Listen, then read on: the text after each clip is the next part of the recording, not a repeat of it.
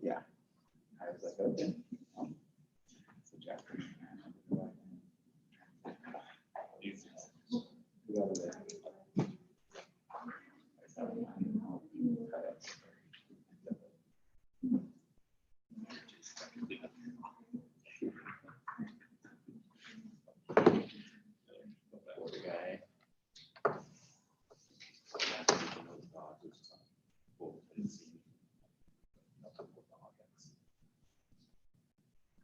Well, we should do it.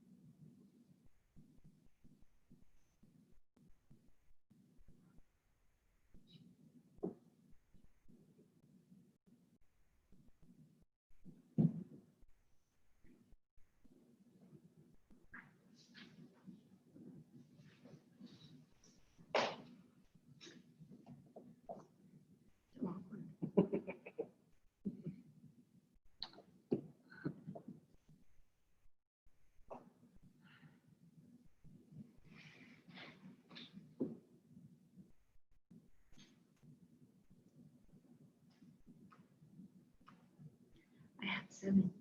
You have 7? 7?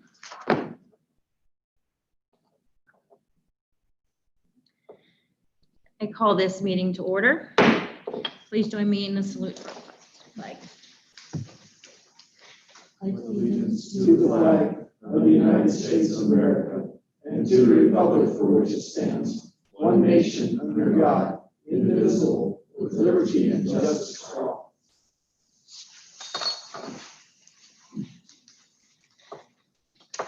Do we have adjustments to the agenda?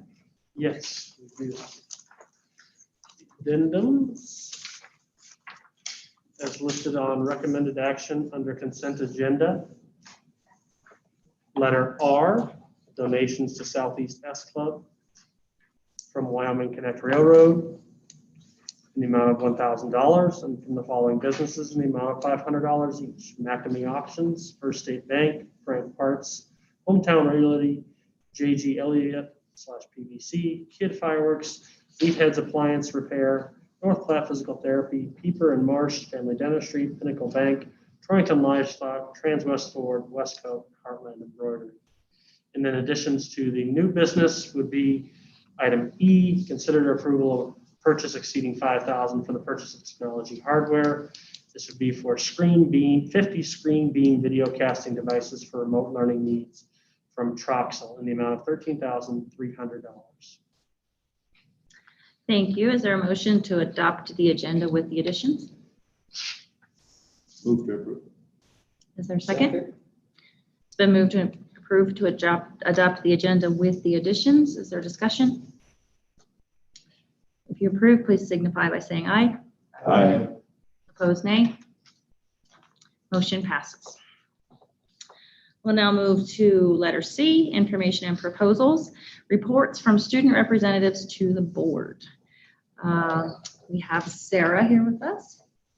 So please go first. I don't really have much to say other than it's been a really whirlwind of the first couple weeks. I know a lot of my teachers have told me they've been exhausted, but they're so happy to see all of our faces in person, so that's been really nice. Majority of my teachers have been enforcing the mask wearing policy, so that's good. Yeah, I'm happy to see we've come this far, and I'm excited to see how much further we can get. Thank you. Thank you. I've asked Trustee Jesperson to read some information coming to us from Clara. Okay, dear Goshen County School Board, I apologize that I'm unable to attend tonight's meeting. I will be at Southeast taking photos for yearbook and participating in this week's homecoming activities. As a student representative, I feel like it is my job to be honest about what life is really like at school and to represent my classmates as best as possible. I feel like sometimes adults forget what it's like to be a teenager. Sometimes adults make decisions with themselves in mind and don't listen to others. Sometimes adults do make decisions in our best interest too. This experience and everything going on with COVID-19 has opened my eyes to a lot. So far, students at Southeast are adjusting to our new routine. I have been a student in Goshen County for almost 13 years.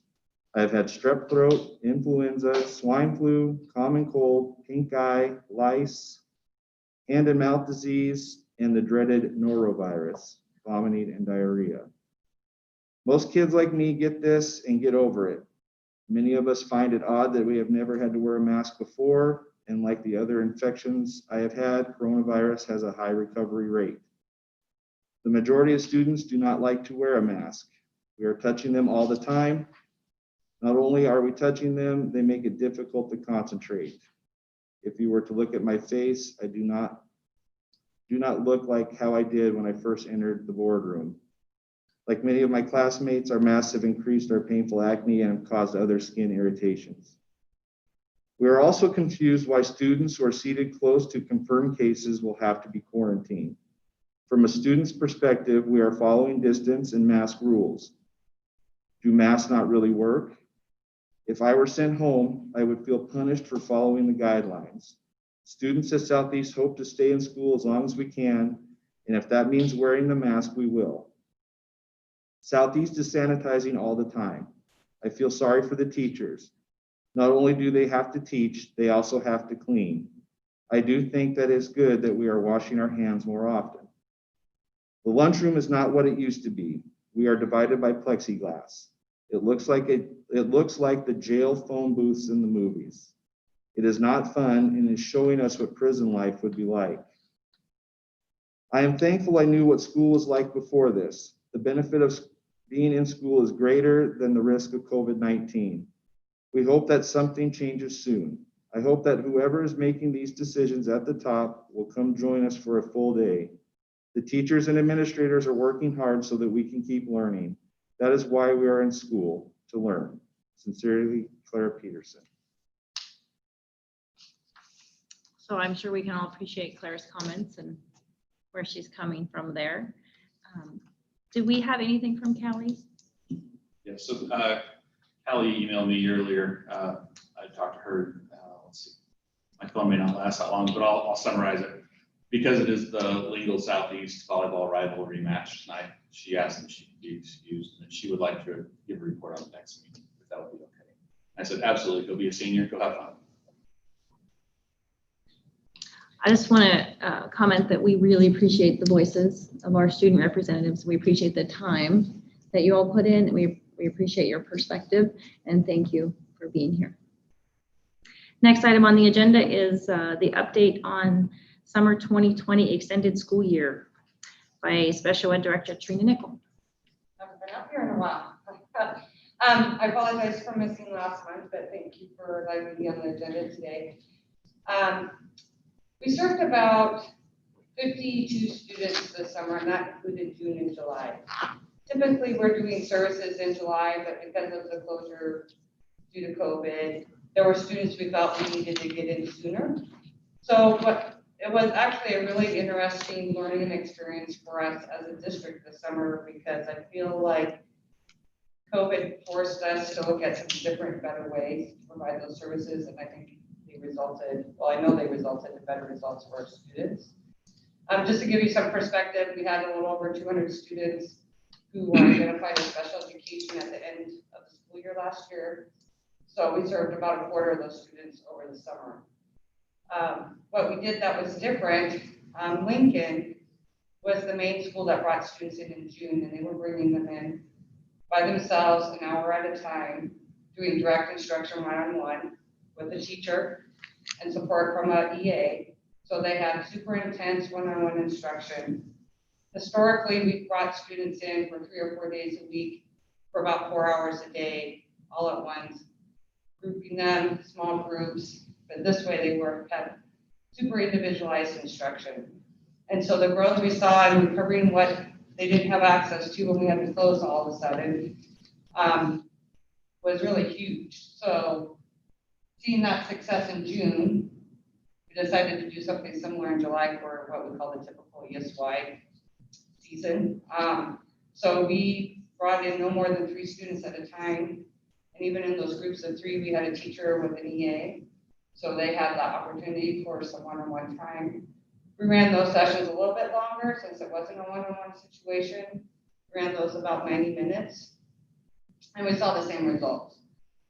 The downside, transportation, I'm sure Donovan could have throttled us because it was like a taxi service, especially with Lincoln.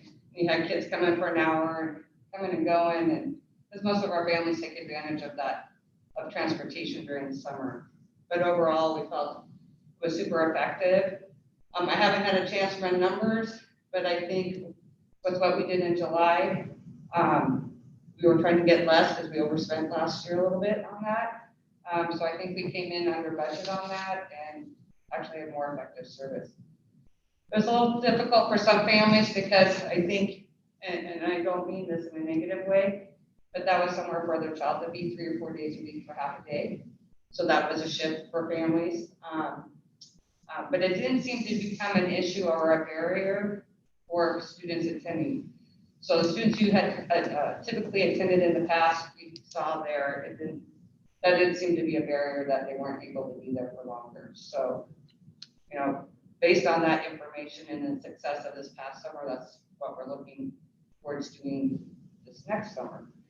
And hopefully we'll just be doing the majority in July, which works out really well because it gets them ready, gets the little brains going for when we're starting in the fall. So, any questions on that? All right, thank you. Thank you. Our next item on the agenda is the public forum. Matt Eikenberry.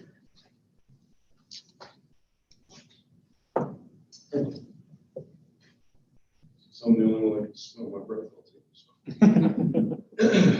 Good evening. I wanted to thank you all for hearing me this evening. I wanted to thank you for being in the unenviable position of having to make all the tough decisions you've had to make during COVID and Wyoming's independence and independent street companies at the Department of Development. Allow me to introduce myself. I'm Matt Eikenberry. I come from KC originally, taught high school science up there for 15 years. I'm in the Wyoming Army National Guard, and that's what brings us down here. My family and I spent 2 years in Europe. 3 years ago, we started there. And my kids, my middle daughter, one, and she's a freshman, attended the WU schools, their Department of Defense schools. So this is a little bit about what I'd like to address. So I do have 3 students in the Goshen County 1. All of them have special needs, just like all of your children do. I have a middle schooler who has reading disabilities. My freshman is in need of some challenges and opportunities that I think that the schools can offer, and I think we have an opportunity to get to. My oldest is needs challenges in math. She's in a higher learning program. So each of them has a little bit of a different need. And I'd like to get at that and look at some of the opportunities here. So what I'm asking you to do tonight is to consider some of the alternative curriculum opportunities that we have and to take a look at how we can incorporate this in the school district and allow our children to have some of these credits that they may not be able to gain otherwise. So, in light of COVID, we're offering online courses, we're offering homeschooling and virtual learning. Those are all great opportunities. The school district has just adopted Admentum, which is a nationally recognized, nationally accredited program. And with that, my daughter is interested in vet sciences, and they have some courses on there that she can take. One of the problems we're running into is that right now, Goshen doesn't recognize that if it's not taught by a Wyoming teacher, and if she's not currently enrolled full-time. Because of the challenges that she needs, we've adopted a part-time where she's getting her core curriculum here. She's taking her science, math, language arts, and history here. And then we're trying to get her into some job shadow programs, make contact with the vet, so she's going to be working with the vet, but she can't get that experience until she's a senior here. So these are the times of opportunities that we want to get her involved in. But she won't get the credit even if we can't get her into it unless she's a full-time student, which means now she's taking 8, 9, 10 classes instead of 7 or 8 school hours. She did spend 2 years in Germany, in which she's taken 3 years now in German. Is that right? But Goshen County and other counties across, well, not the only county, but other counties across the school, or the state don't offer German or other languages. And it would be unfair to ask her to start taking Spanish as a first-year student when she's already got 3 years of German behind her. But yet they won't accept Duolingo as a language program, and there's no other alternatives that we can see. My question would be, it's not really penalizing, but it's certainly challenging her in different ways, is how do we approach this and how do we get her the things that she needs in order to move on. And that's one of the nice things about being a small state. I taught in a small school district, and our flexibility and our ability as local control to be able to make those decisions and allow these kids to move forward and challenge them the best we can. So in summary, I'd just like for you guys to consider Admentum and other accredited, nationally accredited alternative learning resources, and find out and figure out how we can move the process forward, get these kids credit where they should be getting credit, and allowing them to really be challenged at their level instead of at the level of the average class, whatever that is. Thank you for your time. Thank you. Next item on the agenda is the consent agenda. Does anybody want to pull any of these numerous line items?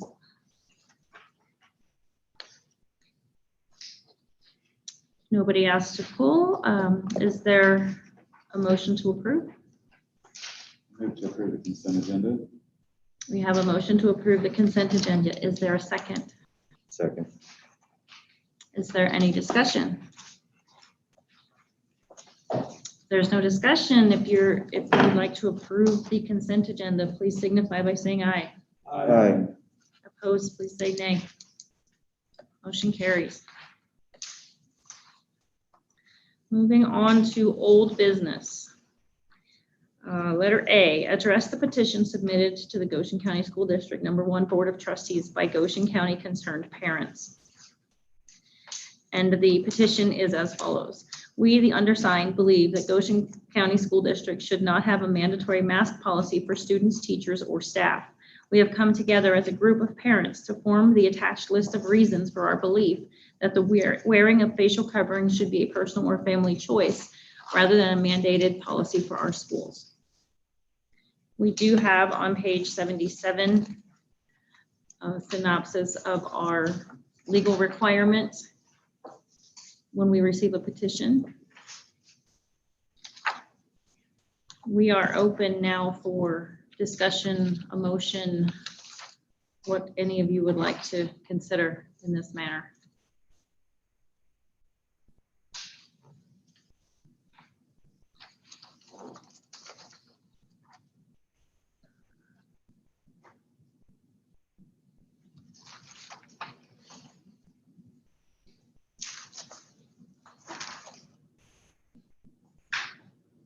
I don't know if it's so much a mandated mask policy as it is following state health orders. Don't know if it's so much a mandated mask policy for our schools as it is following state health orders. Is that? That is correct. Current state health orders that are dictated by us do require any time under 6 feet that a face covering must be worn in a K through 12 institution. Other options that were looked at and discussed prior to the school year was the possibility of having class sizes lower in regards to a hybrid, where students would come on certain days, which would allow us to not have the face covering requirement because we would be able to social distance in all capacities. That was not looked at as a benefit to all students, as that would be a little bit harder on families to adjust, but it was an alternative to face coverings and dividers in cafeterias. We did decide that the less intrusive way for all families was to follow the state health orders in regards to the less than 6 feet distance. There are approximately 30% of our classes that were not having to have face coverings while they're in class when we had this requirement. Also, we did fortunately and have been able to, since last Friday, implement the use of plexiglass dividers in our classrooms. Those aren't dispersed to every classroom at this time. We actually did, it would have been the Friday before last. They made it all the way to Casper, and it took them 5 days because unfortunately the delivery company that we typically utilize, that we're all familiar with and in getting services to our home, only operates with limited capacity from Casper to Goshen County. So it took them 5 days to line up the transportation in pallets. And so they had to contract with another freight company to get a semi truck down here to deliver those. So that was the delay, and we should have had those a little bit earlier in the week. But I know that those have been dispersed and active throughout our classrooms now. We would adjust to any new state health orders that do occur. So as those get updated periodically at the state level, we will make adjustments to our requirements on the local level within our school district. So in other words, if the state told us to take the masks off, we'd take the masks off. If that was presented as an option for our state health orders, that is correct.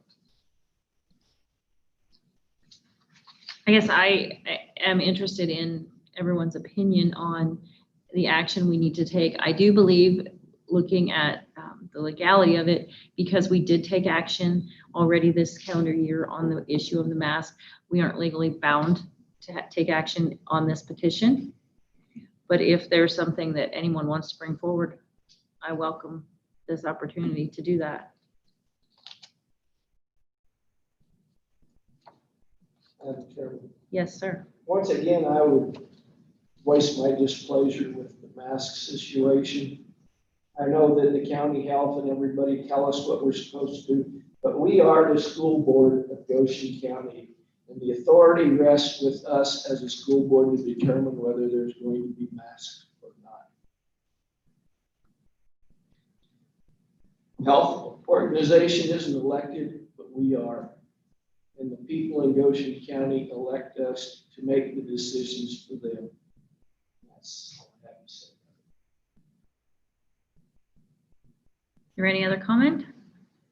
Would comment that, in reading the Constitution, and I do appreciate the state senator Steinmetz for providing us with that copy, and I do appreciate the effort that the parent group put forth to do the petition, to discuss this with us.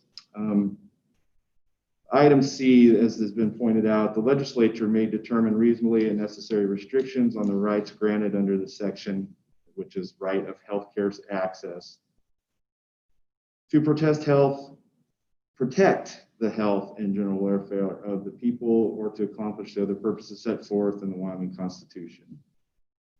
So it's my understanding, talking to a gentleman I know who used to be the state health officer, that the statutes that govern pandemic actions have been in place for a long time, probably in response to the 1918 Spanish flu.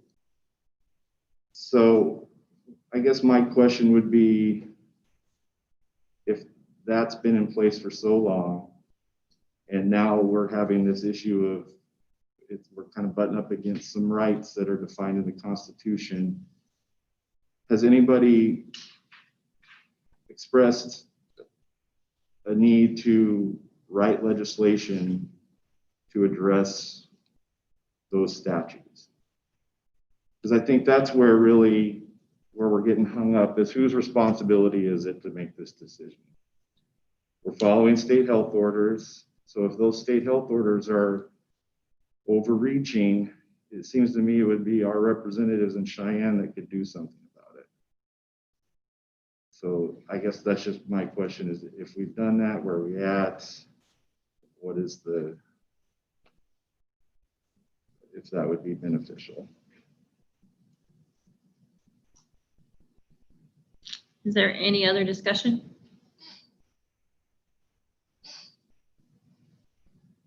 Okay, we will take no action on that item tonight. Moving into new business. Letter A, consider and discuss federal payroll tax holiday. Do we have a motion?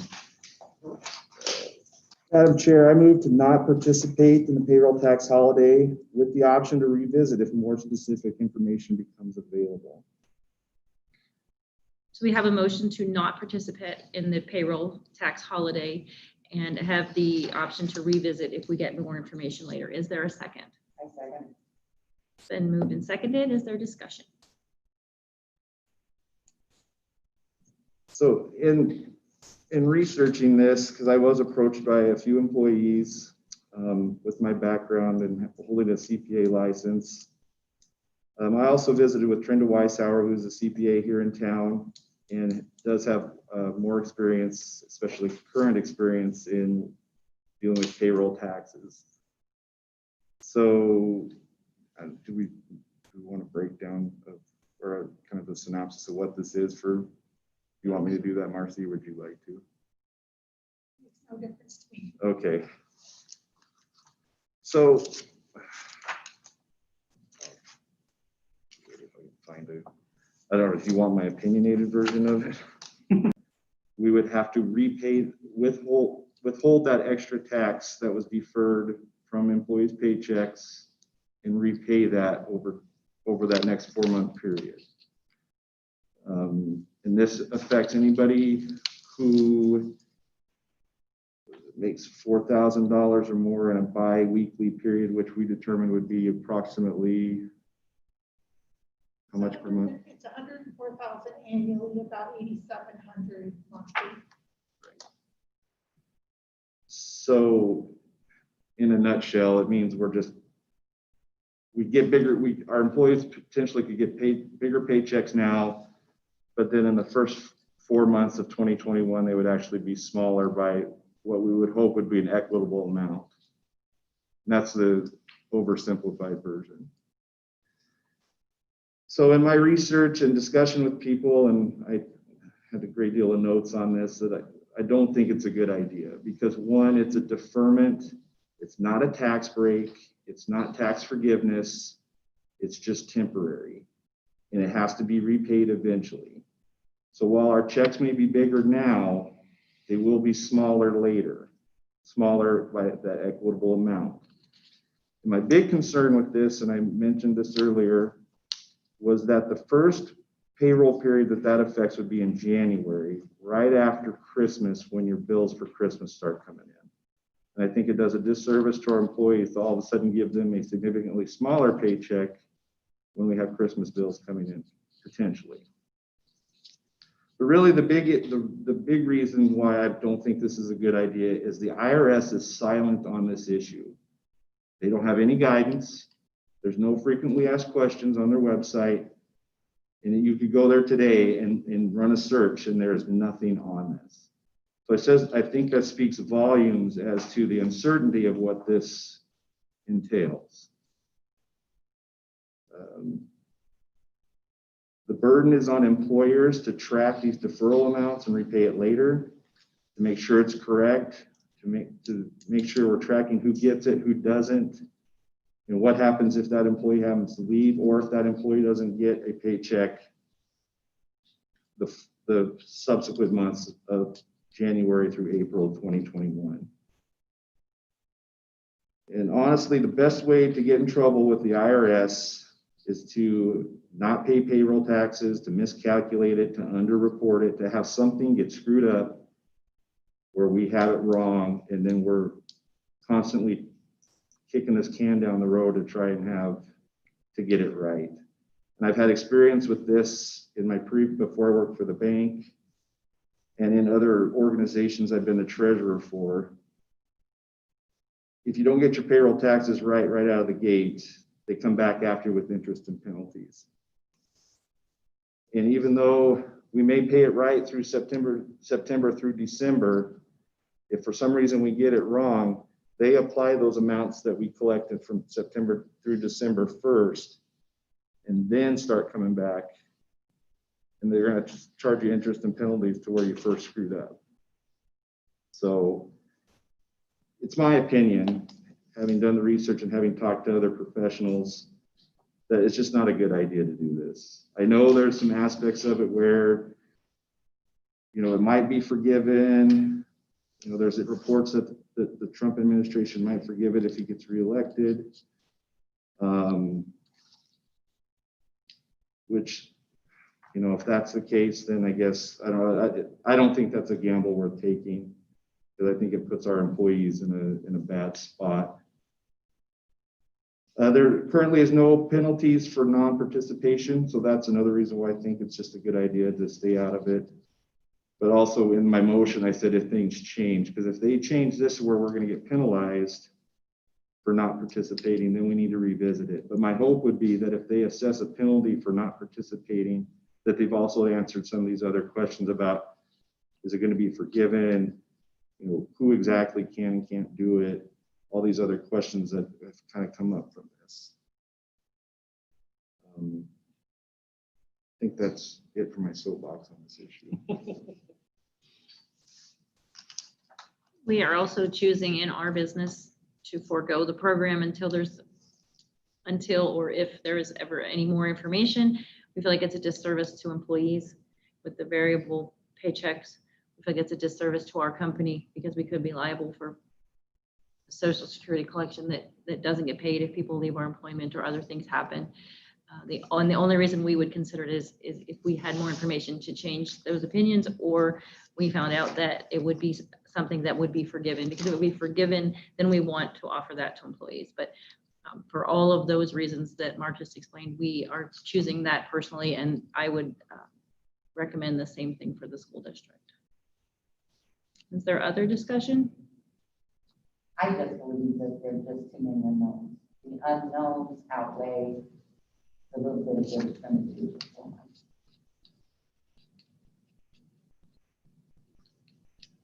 Any other discussion? If not, we will vote on the motion to not participate in the federal payroll tax holiday with the option to revisit at a later date when we have more information if we choose to. Those in favor of not participating, please signify by saying aye. Aye. Aye. Those opposed, nay. Motion carries unanimously. Moving on, letter B, consider approval of offering a teaching contract for the 2020-2021 school year. The recommendation, approve offering a teaching contract to Ashley Curry as a third grade teacher at Trail Elementary for the 2020-2021 school year. Do I have a motion? So moved. Is there a second? Second. It's been moved and seconded. Is there discussion? Is there any discussion? All those in favor of approving this teaching contract, please signify by saying aye. Aye. Those opposed, nay. Motion carries unanimously. Letter C, consider approval of utilizing dirt road wipe photography for district photography services. Recommendation, approve utilizing district road wipe photography for district photography services. Is there a motion? Move to approve. Is there a second? Second. Is there discussion? I appreciate the fact that the local vendors were solicited, and it was just the National School Photography Associations. Madam Chair, if I may just Yes. speak to that. Yes, we were very pleased actually with the number of inquiries we received locally. We had a number of inquiries about it. Our final RFQ submission was from one local photographer who we feel will do a fine job, but we're excited that we could offer this to a local vendor again, as opposed to a national vendor, because I think we all know the local people in our community take some wonderful photographs, and to be able to utilize that talent is a great boon for us as a district. Any other comments, questions? If not, if you approve of utilizing dirt road wide photography for district services, signify by saying aye. Aye. Opposed, please say nay. Motion carries unanimously. Item D, consider approval of contracting with Public Education Business Coalition for leadership coaching for the 2020-2021 school year. The recommendation is to approve contracting for leadership coaching with 12 on-site sessions and 1 virtual session in the total amount of $35,200. Is there a motion?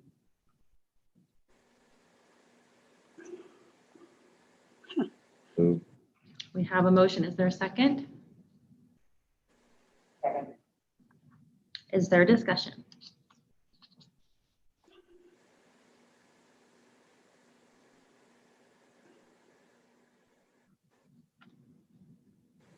Is there any discussion? Madam Chair, would you like me to just give a synopsis of what this program would entail? Sure. I think if they don't already, the rest of the board will say, aha, we understand that because we've been doing this for a few years, but please go ahead. This is the gentleman that we've been working with in this leadership program, Scott, that you probably are familiar with. He works with our principals and providing professional development for the principals throughout the year, also working with their individual teams at the local level. Principals have been very supportive of this program, and we feel that it's very strong in what they've been able to bring to us in the programs that they were able to provide. So our recommendation would be to continue this relationship through this school year and fund it through Title I, Title II, and Title VI-B. Is there further discussion? Those in favor of approving the contract for leadership coaching, please signify by saying aye. Aye. Those opposed, please say nay. Motion carries unanimously. Item E, consider approval of purchase exceeding $5,000 for the purchase of technology hardware. Recommendation, approve the purchase of 50 screen beam video casting devices for remote learning needs from Troxel in the total amount of $13,300, funded through COVID-19 stimulus leave for tech. Is there a motion? So moved. I'll second. Okay, we have a motion and a second. Is there discussion?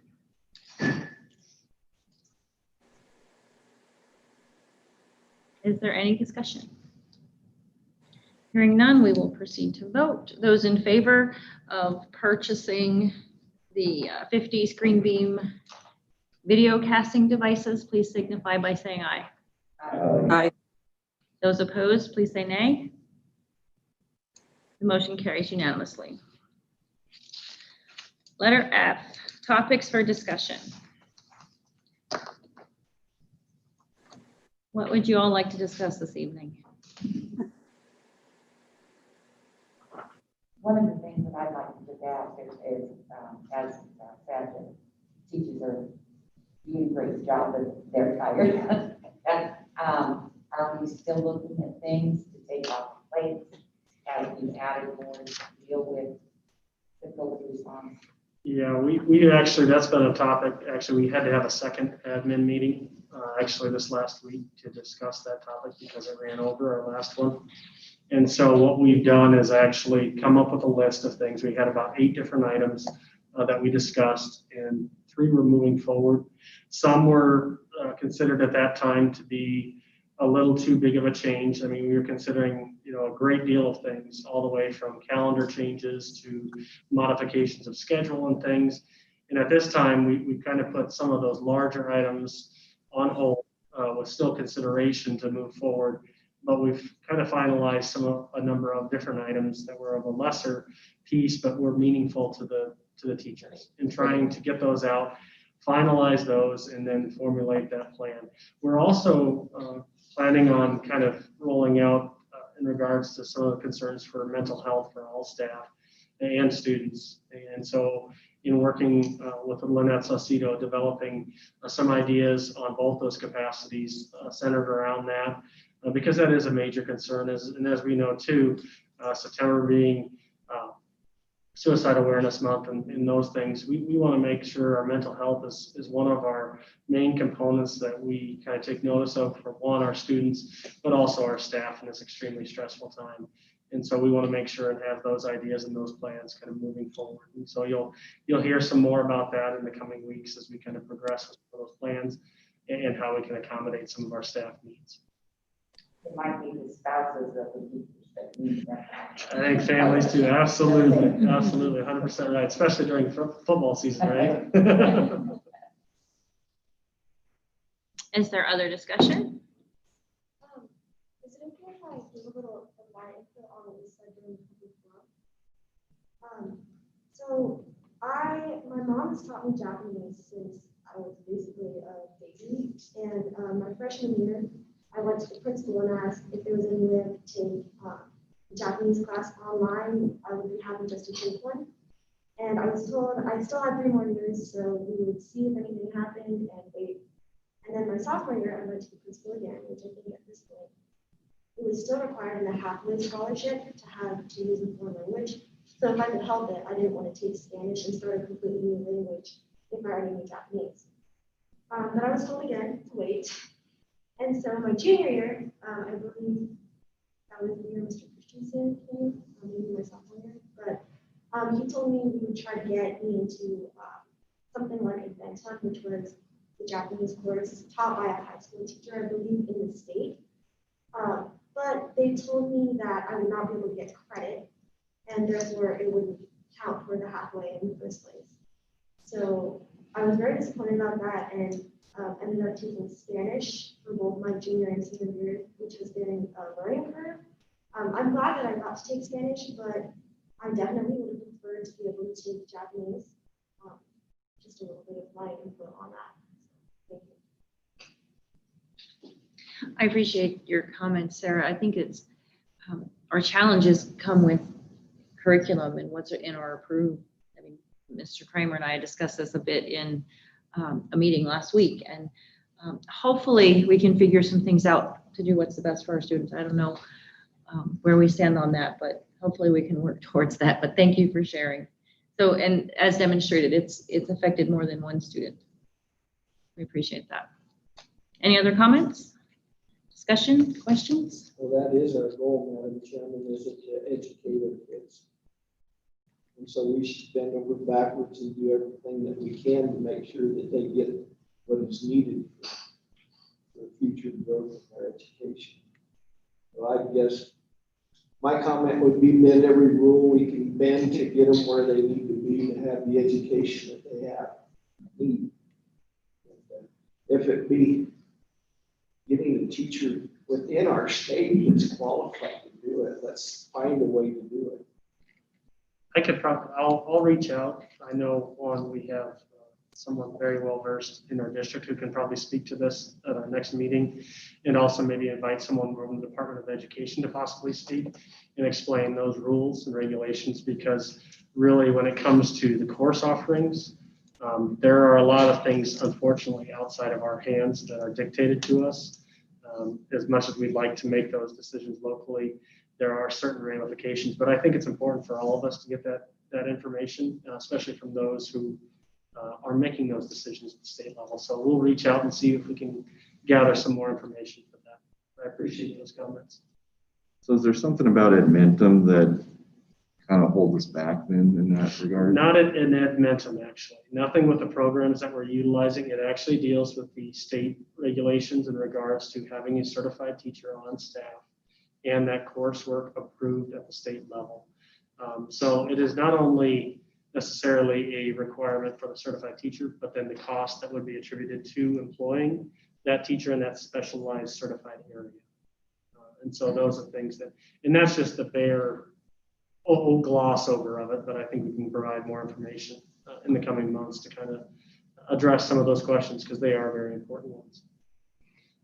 I notice that if you want to, Chairman or Trustee Patrick has her hand up and may want to speak also. Thank you. Go ahead, please. I was wondering if the Hathaway folks or Department of Ed would be amenable to accepting CLEP exam results in lieu of that instruction. That was just the only thought I had. Thank you.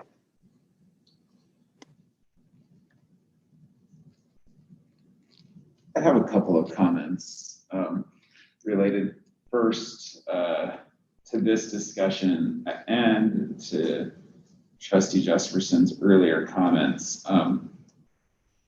You know, it's been interesting, and you know, especially for people, individuals, colleagues my age and younger, that are very, I guess, on the sidelines for a lot of political.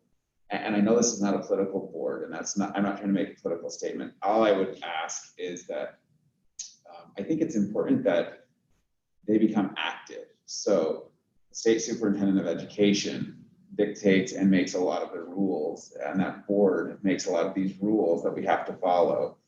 The legislature, our local representatives make a lot of these rules that we then have to follow in order to ensure that we shoot funding. So I think it's just important, and I was very pleased to see 11 individuals on the ballot for this year for this school board. And I think it's just important that we take part in that process more than sitting on the sideline, because it doesn't feel good when you feel powerless. But that's the thing that's beautiful about, I think, our republic, if you will, is that opportunity to express yourself through vote and becoming active. And so, sorry, that's my little soapbox on that. Otherwise, I just wanted to just thank the district's teachers and administrators. I have a student in each one of Torrington's schools, and the feedback from them has just been outstanding. I know that there were some hiccups along the way, but those have been addressed quick, and any sort of concerns that I've heard any parent have, I know have been addressed pretty quickly. And so just thank you to the administration of the district as well as to each of the buildings. I think and teachers, they've done a lot of work this year, and it's appreciated.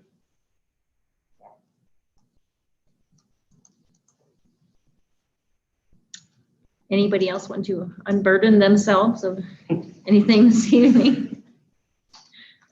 If not, we will move on to future meetings. Next regular board meeting will be Tuesday, October 13th at 7 p.m. Number 2, discuss scheduling upcoming work sessions. I don't know exactly what we have in mind here. I did get an email concerning possibly scheduling a work session for future board candidates. That's something we've done in the past.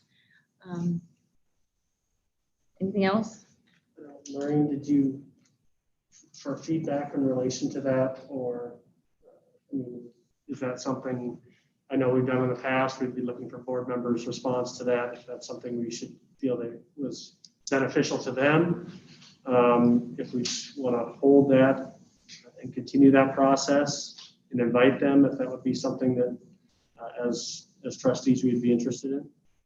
My comments regarding work sessions, as I recall, as a board candidate, we had a work session prior to the election and we had one after the election. The one prior to the election was not that beneficial to me because I didn't know if I was there yet or not. And I felt like we covered some things that I really didn't need to know if I didn't get there. So I personally think we don't really need to do that until after the election. I don't want to make that decision for everybody, so I'd like to know how everybody else feels about that. I would tend to agree with that, Madam Chair. The pre one was not near as valuable as the one after. Is that a consensus? Nod your head, give me a thumbs down. I was appointed, so I never attended any of it. I was the elected one and I didn't get a free or a post, so I Yes. think a post would be great. It depends on the year, but I think a post is definitely called for. Mhm. Do we have other work sessions that we need to consider? Mr. Kramer, that you're None aware that of? were on the. The short list? No, not that we're needing immediacy right now. There will be definite ones upcoming in regards to budget pieces that will certainly need to be discussed. But those would probably best be taking place following the election. Okay. Moving on, the WSBA annual conference will be in Casper, November 18 to 20, with the delegate assembly on the 18th. Who is our delegate representative? Who are our two? Does anyone in this room know? That was assigned to our duties. I believe this is. Yeah. I believe it was Rod. I think Rod and, or just one, or was it? Carlos and Oh, Carlos, that's right. You're Okay. Well, if any of you have not attended a WSBA conference, I would highly recommend it. Particularly if you're not a delegate, I've never actually attended a delegate session, but the speakers are always very good, and the legal session on Friday is always very, very good. I always learn something that I had no idea that I needed to learn. So if you've not done that, I would definitely recommend you consider it.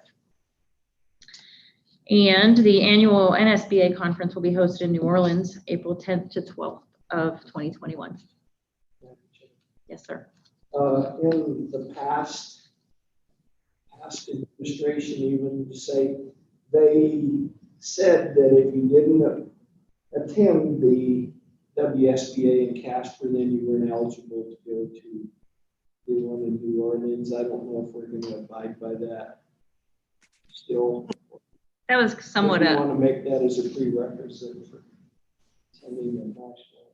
That was somewhat a board decision that we'd made, that we decided that if you didn't want to go to the state one, you probably shouldn't go to the national one. At this point, we have a board right now that we aren't a bunch of travelers. I think we're busy. I think that, maybe, I don't know if we want to make that as a requisite or not, but a prerequisite or not, but we certainly can if you'd like to discuss it now. But I feel like I trust all of you that if you chose to go and you couldn't make the state one, but you really wanted to go to the national one, that you would go and represent us well and get a lot out of it and bring it back. But that's my personal feeling. I don't know how the rest of you feel.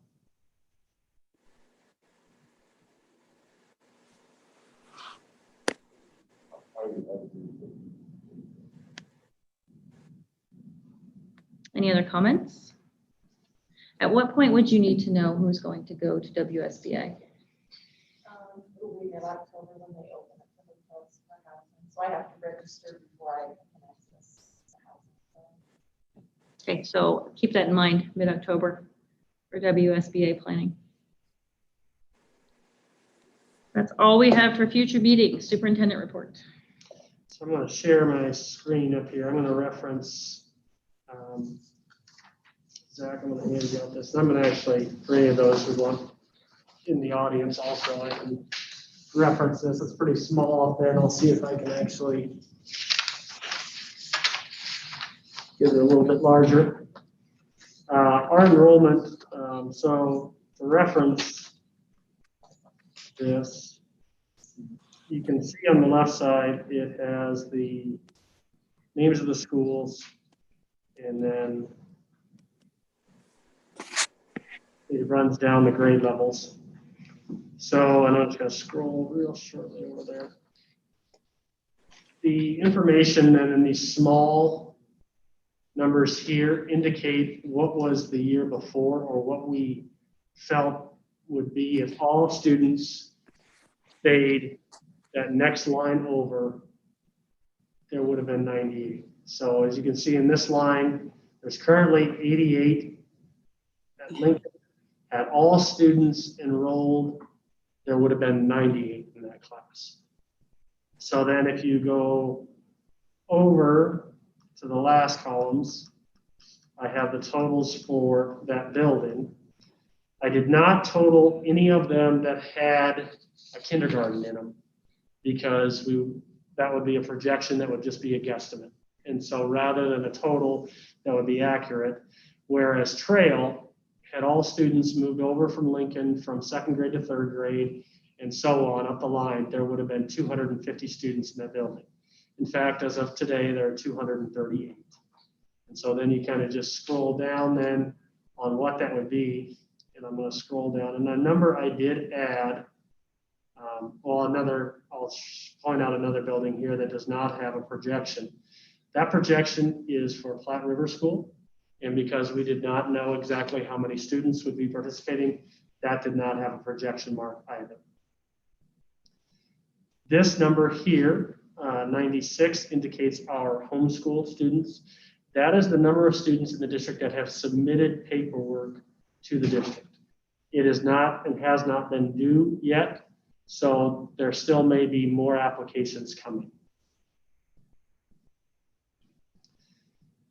This number here in bold indicates the total number of students in the district. This is if all students, the 1661 is with all students if they had come back that we were projecting. That includes, as we've said, a number of new homeschool enrollments. Last year, we did have 109. This year, we currently right now have 96, which obviously is less. We do anticipate those numbers to exceed that 109 once we've received all those applications. So you can see it is down from last year, and we can attribute that certainly to COVID-related things, not necessarily from total students in the county, but relation to those attending, sitting or being face-to-face, or served by us virtually or synchronously. That 1615 does include those students also, the virtual students and the synchronous students.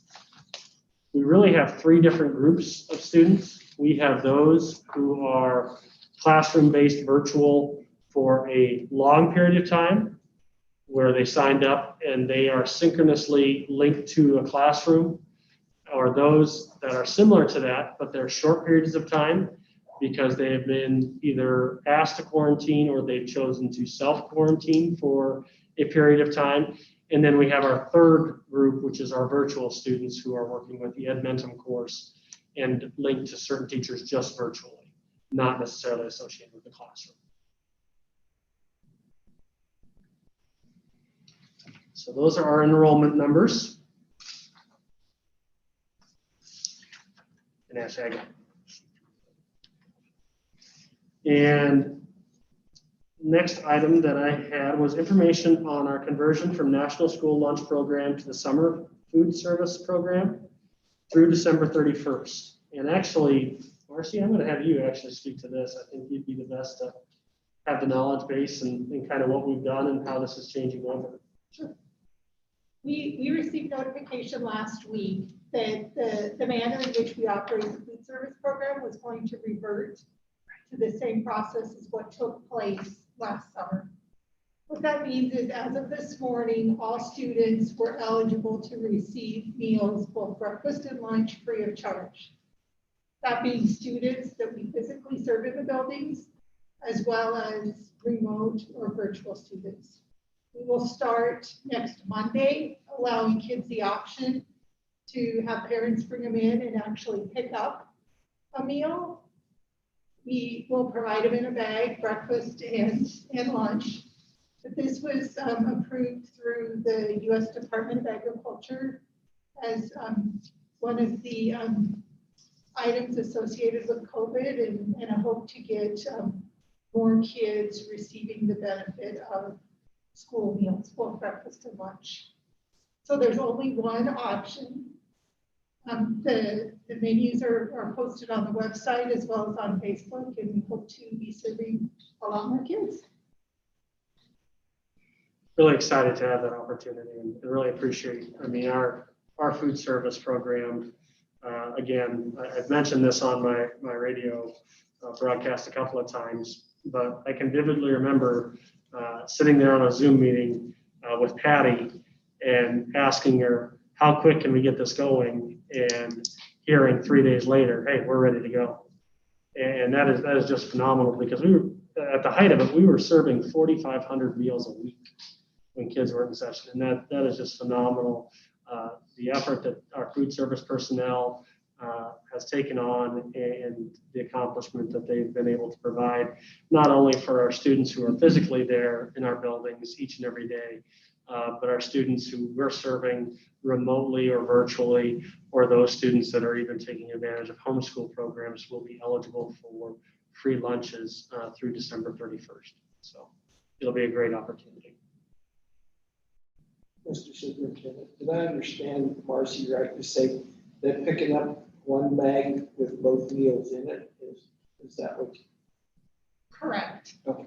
They would pick up at lunchtime, and there would be that day's lunch and the next day's breakfast. It's all in a grab and go. Thank you. Okay. And the other item, actually, I didn't have on the group, but Trustee Clayton and I talked about the student representative of the school board, and just kind of bringing that up to talk about, as January 1st would be the beginning of a new term, and we want to try to get out ahead of it. I believe that it has been a very good program.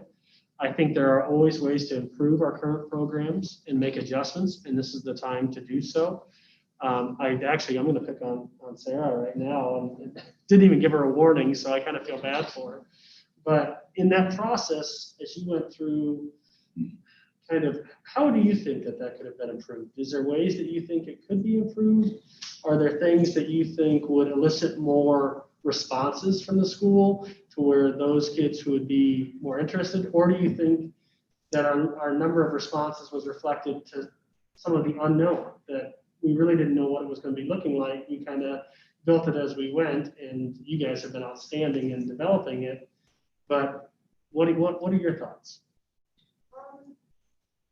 The program, there's one thing that really stood out to me that I thought could be improved, and that was, especially when coronavirus was really affecting the school district and everything, and I wasn't asked, but I put together a statement to talk about Torrington High School and my specific opinion on the issues. And what bothered me was I felt like I'm the Torrington High School student representative, but I wasn't elected by Torrington High School, if that makes sense. I was chosen by the board, which I'm I'm glad for this opportunity, but the students at Torrington High School had no say in who was going to be their representative. So I didn't feel comfortable saying my opinion and having it reflect upon the entirety of Torrington High School. So that is one thing to consider. As for getting more students to apply, the only reason I heard about this opportunity was through Mr. Bullington, my history teacher at the time. And I don't know if it was something that got out to most of the students. So definitely maybe doing an announcement at each of the schools or something.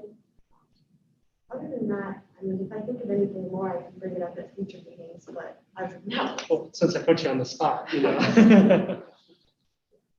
I get to know what it's like being a superintendent too. Being put on the spot like that.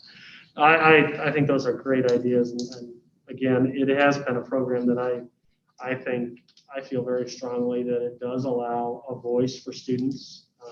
It has been an opportunity for them to present some of their ideas. I think we can always refine it, but I didn't know if other board members had initial thoughts also that we could take, not only looking forward and to plan ahead, but take to policy committee if anything would need to be changed in policy also, that we can go through those suggestions also.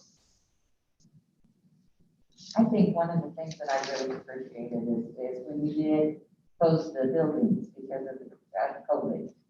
you guys were there at our meetings virtually, and I think that talks about the dedication that you guys have had and the commitment that you've had to represent the school. And so I appreciate that a lot. I'm intrigued by your comments, Sarah, about the unelected part of it. It's interesting to me that we never even considered having it be a student election where it would be the same process that we go through, where you run for the position and you're elected and sent to represent.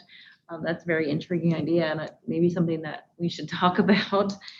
And I have really appreciated having the student representatives on the board this year, because there are so many times where things have come up that perspective has been just very useful in helping us make decisions or understand what's happening.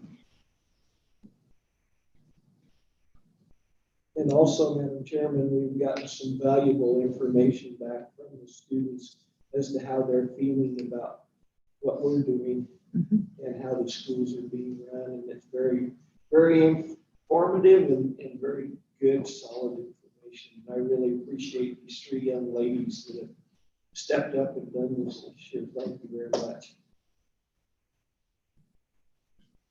Other comments? I know that Trustee Clayton and Trustee Miller, this was their baby. I don't know what they kind of think.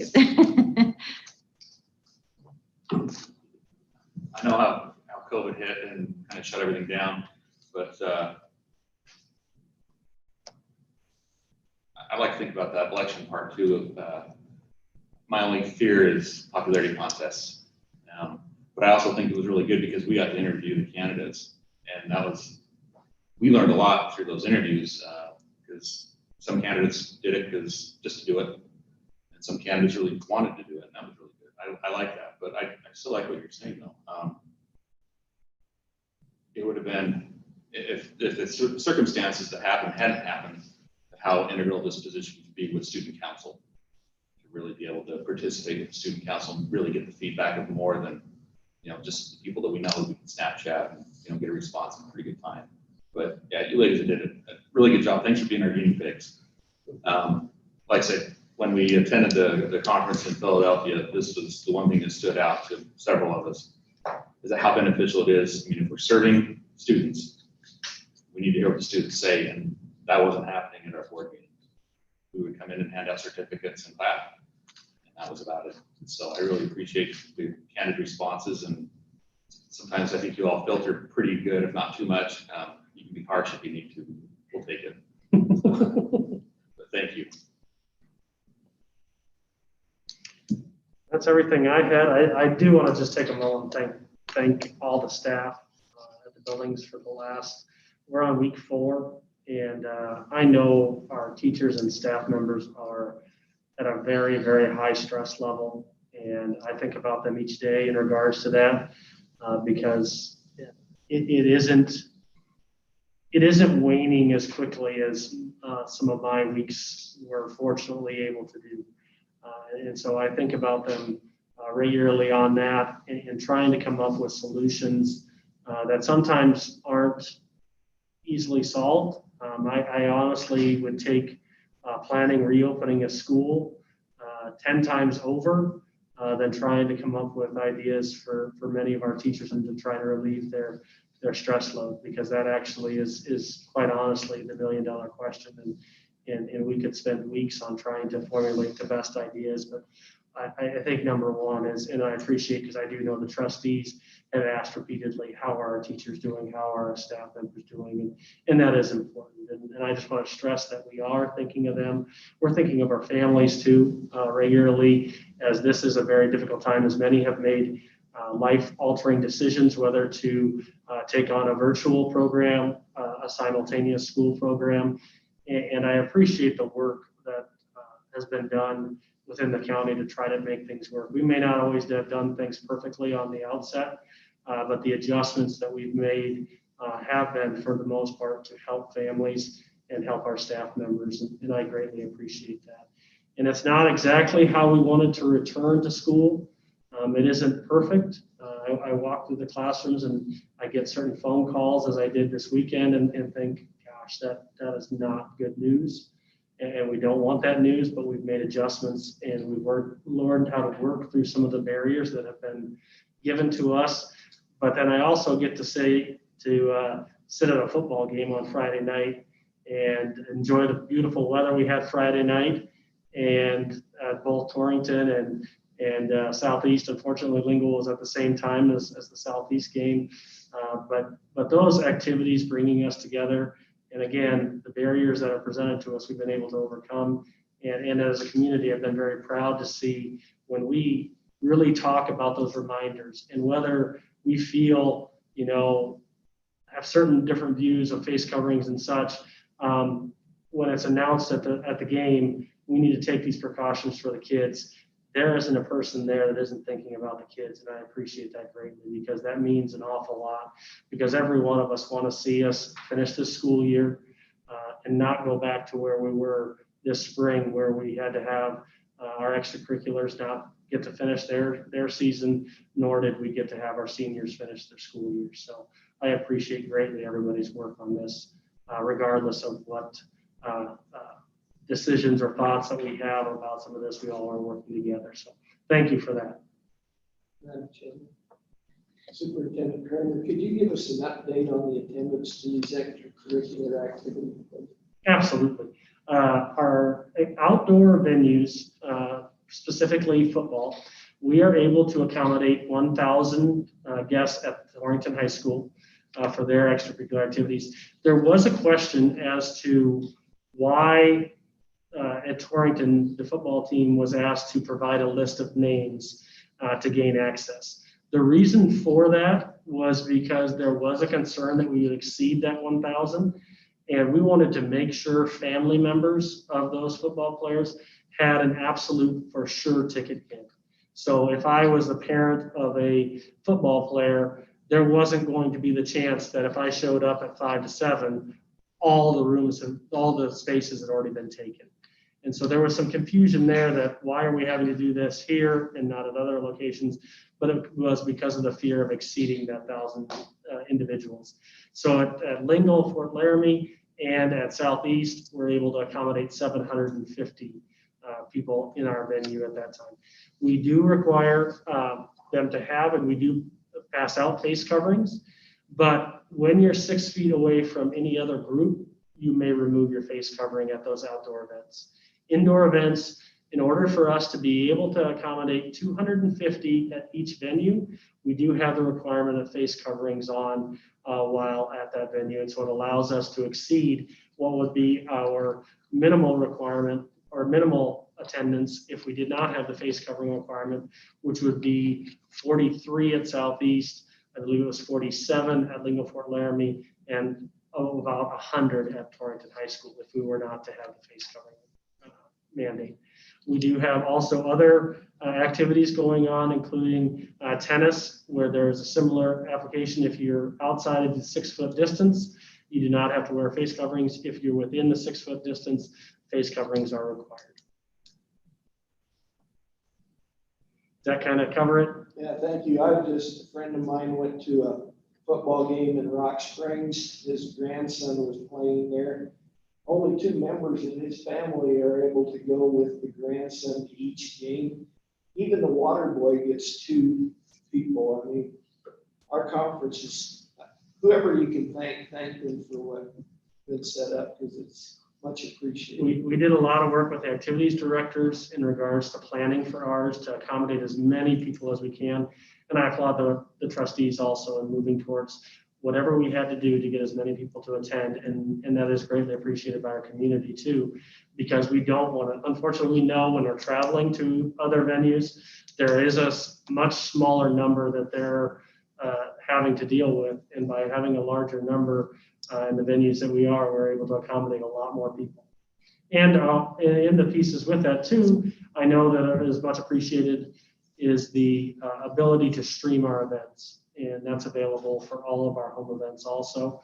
For Torrington High School, we were able to, because part of the conference affiliations, and the number of schools within the conference who agreed to have a school-wide. So you can watch any Torrington event for free.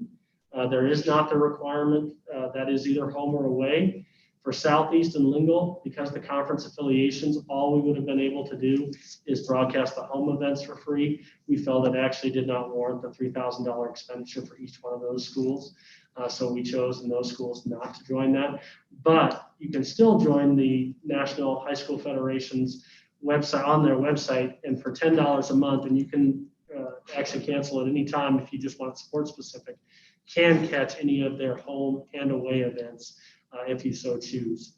And I believe it's $70 per year for the entire year if a individual would want to do that. And I know my family members who live out of state greatly appreciate that also. I think my long-winded report is ended. Anything else to come before us this evening? If not, we adjourn at 8:14.